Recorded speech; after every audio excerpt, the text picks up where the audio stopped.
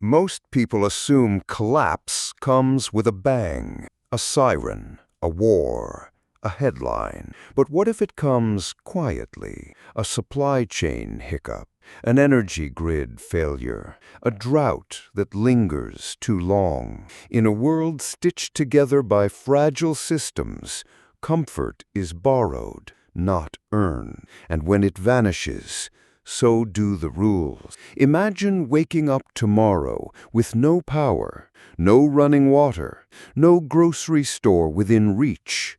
Now imagine this wasn't chaos, but choice. Some walk away from the brittle web of modernity, not because it failed them, but because they saw it would. They reject dependency disguised as luxury. This story begins where most comfort ends, at the edge of civilization, in the mud and forests where something ancient waits to be remembered. Before concrete and copper wires, there was only what the earth gave and what your hands could build. No backup generators, no Amazon, just raw terrain and human will. So, where do you begin? Not with tools, not with blueprints, but with a question. What does a real village need to survive, grow, and endure without modern help? Shelter, fire, water, food, people. This isn't a guide for nostalgia. It's a blueprint for resilience, a roadmap back to knowledge we once had and foolishly buried. Because if everything we depended on disappeared tomorrow, could you rebuild from scratch? The medieval site logic. In the modern world, we buy land with spreadsheets, zoning laws, school districts, resale value. But in a medieval world, the wrong patch of ground could kill you. You didn't look for luxury. You looked for leverage. The first rule of survival wasn't what you could build. It was where you built it. A medieval village site had to answer one brutal question. Could it endure the seasons and survive the sword? Water came first, always. A freshwater spring, a stream that flowed year-round, not just for drinking, but for crops, animals, and washing, yet not so low in the valley that flooding could sweep everything away. Slight elevation offered protection, but too high, and you'd be fighting wind, frost, and isolation. Then came the woods, not too far, not too close. Forests were fuel, food, and timber, but they were also cover for bandits and wolves. You needed stone nearby for foundations, clay for daub, and open sky for growing barley, beans, and hope. Defensibility mattered. Could you see enemies before they saw you? Was there a natural choke point, a river bend, a hilltop? Could you fortify quickly with ditches or palisades? Today, location means status. In the medieval world, it meant survival through winter and safety from war. Your village's bones began in the land. Every future harvest, every child's life, every fire-lit night, all rooted in that first decision. And once the land was chosen, the first hut had to rise fast before the weather turned fatal. Shelter before community. A village doesn't begin with people. It begins with a roof. Once the land is chosen, the race against the elements begins. Rain doesn't wait. Wind doesn't care. You don't have time to build your dream home. You build what keeps the cold out and the heat in, fast. The first medieval shelters were often temporary, quick-rigged huts made from whatever the land offered, saplings bent into domes, covered in hides or thatch. They weren't meant to last, only to protect you long enough to build something that would. Then came the first true hut, not pretty, not comfortable, but enduring. The walls were wattle, woven sticks, crisscrossed like ribs. The flesh was daub, a thick, sticky paste of mud, clay, straw, and manure. The roof, steep and thatched, had to shrug off snow and drain rain fast. There were no nails, no cement, just tension, compression, and intuition passed through generations. The floor was dirt, the smoke unfiltered, the warmth, if you were lucky, it came from a central hearth that didn't choke you first. But this first structure was more than shelter. It was a signal, a foothold, proof to others that this place could be survived. Only once one hut stood did others dare to follow. The community began not with a plan, but with proof. Modern architecture starts with aesthetics. Medieval survival started with urgency. And as the first night closed in and the wind clawed at the walls, one truth became clear. Without fire, even walls aren't enough. The fire triangle: heat, light, and death. Imagine the first night in your newly built hut. Rain beats the thatch. The wind seeps through every crack. You're cold, soaked, and the darkness feels alive. There is only one thing that stands between you and death: fire. But fire doesn't come easy. No matches, no lighters. You strike flint against steel, coaxing sparks onto dry moss or char cloth. One wrong breath too hard, too soon, and it vanishes. Try again and again, until finally a flicker takes. That flicker becomes your center. Heat, light, safety. The fire dries your clothes, cooks your food, warms your bones. It is everything, but it's also trying to kill you. Medieval homes had no chimneys at first. Smoke curled through rafters, settled into lungs. Children coughed through winters. Eyes stung. Thatched roofs caught fire from a single stray ember. Hearths were open, unguarded. Burn scars were common and fatal. The design of fire evolved slowly. Raised hearths, clay-lined pits, smoke holes in the roof. In larger halls, a central fire glowed under wooden beams blackened by years of soot and survival. Some families slept in smoke for warmth, accepting the damage for the comfort.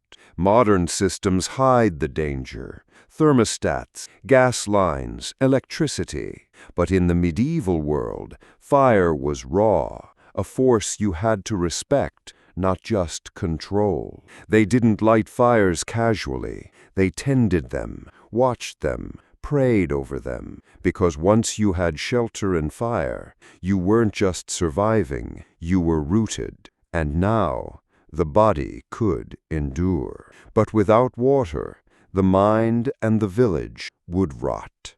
Water wasn't free, the hidden infrastructure.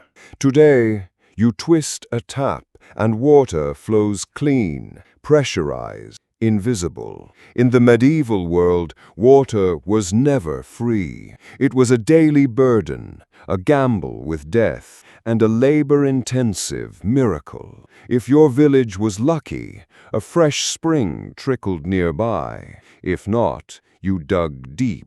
Wells took weeks, sometimes months, and required tools, teamwork, and hope.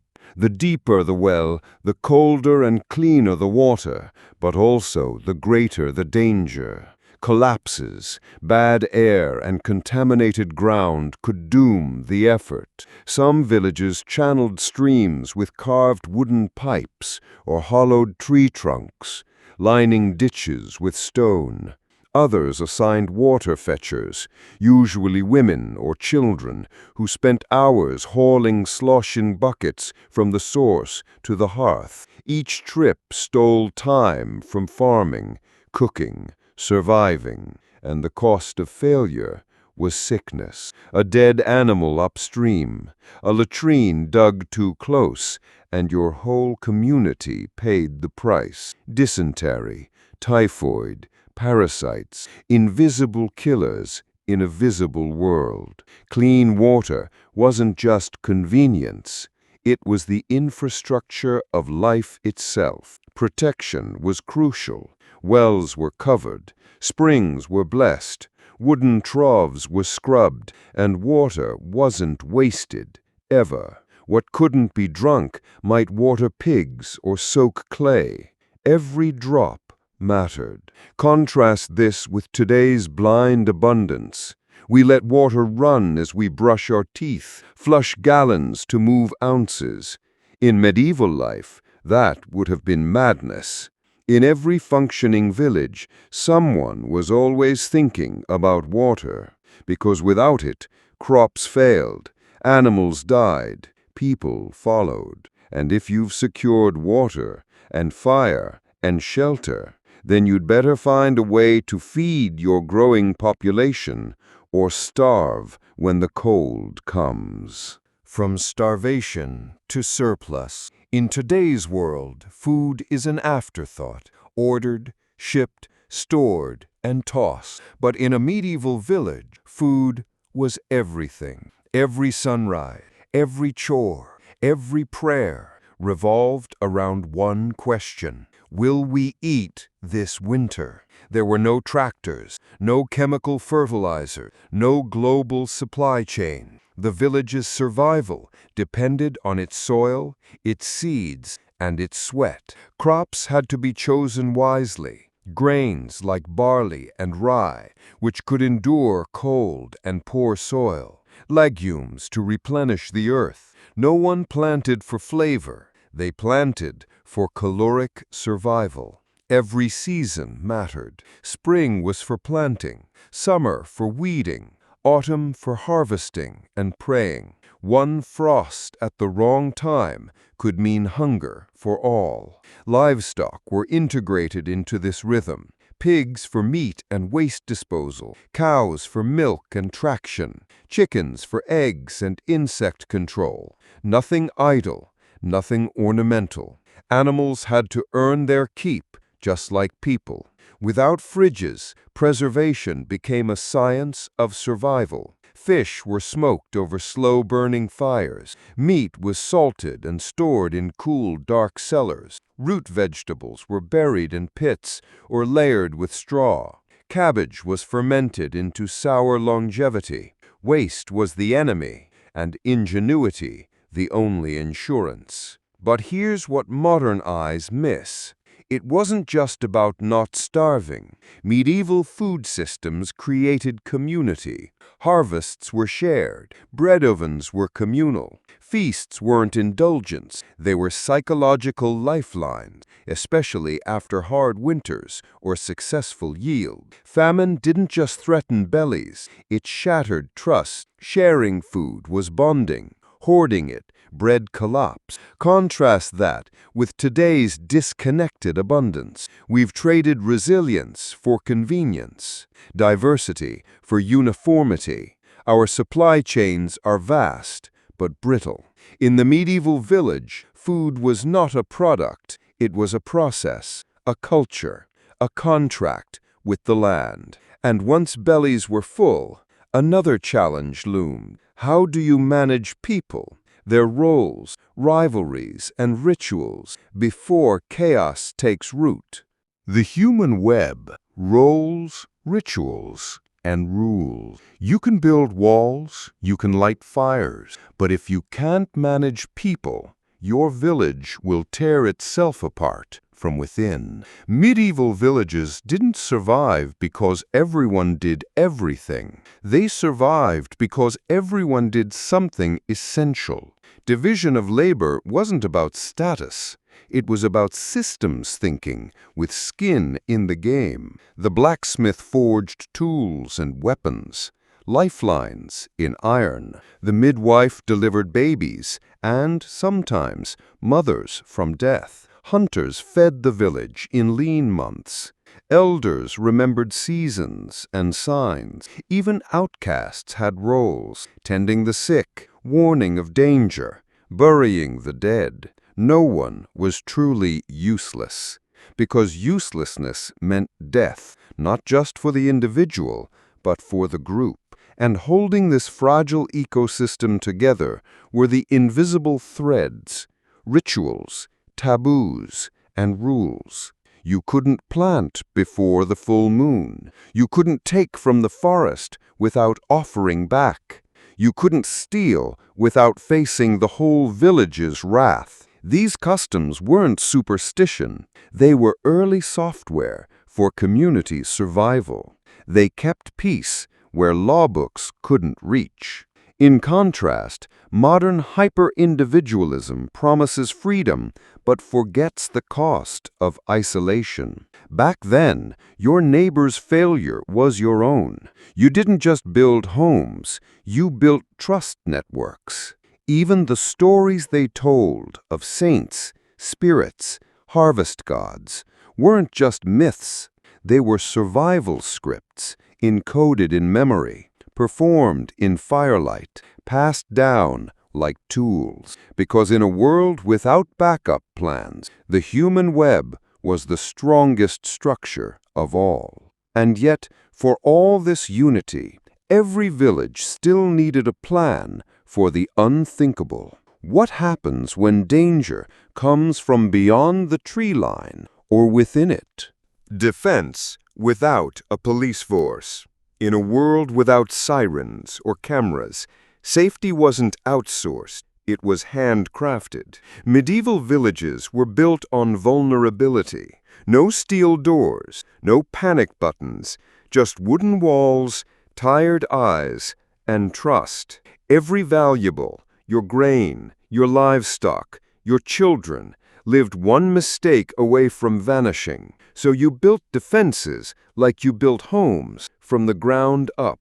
A palisade of sharpened logs might encircle the village. Watch rotations were shared, even at the cost of sleep. Dogs were more than pets. They were alarms with teeth. Horns hung at entrances, ready to scream through the fog if danger crept near. But dangers didn't always wear foreign faces. Feuds, jealousy, hunger, they simmered inside the walls too. Theft wasn't just a crime, it was a crack in the village's unity. Justice came fast, sometimes harsh, because trust was oxygen. Lose it, and the entire structure collapsed. Preparedness walked a fine line with paranoia.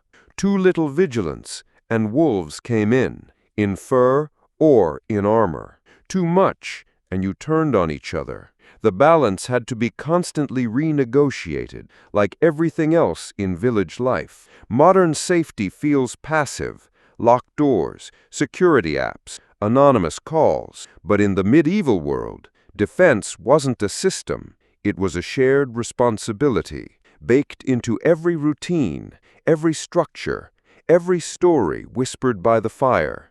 Because once you've built something worth keeping, you'll do anything to protect it. And still, there's one structure every village built that had nothing to do with survival and everything to do with meaning. Belief as architecture. Before markets, before schools, before taverns, villages built shrines. It wasn't practicality, it was psychological gravity. In a world where plagues swept through without warning and winters killed without apology, people needed more than shelter. They needed story, pattern, meaning. A chapel wasn't just a place to kneel. It was where grief found language, where the harvest was blessed, where the dead were remembered, and the living were reminded they belonged to something bigger than hunger. Festivals marked time. Saints protected flocks. Bells called for rain or repentance. Even those who doubted still gathered, not always to worship, but to anchor. Rituals were structure for the soul. A funeral was as much for the village as for the dead. A prayer at dawn was as much about habit as it was about hope. In the quiet terror of medieval uncertainty, faith was a technology of resilience. Today, we elevate logic, we strip stories for data, and yet anxiety blooms, loneliness deepens. In rejecting the irrational, we may have lost something older than reason, the power of shared myth to hold a people together. The medieval chapel may have been small, crooked walls, flickering candles, rough stone, but within it lived rhythm, humility, and awe.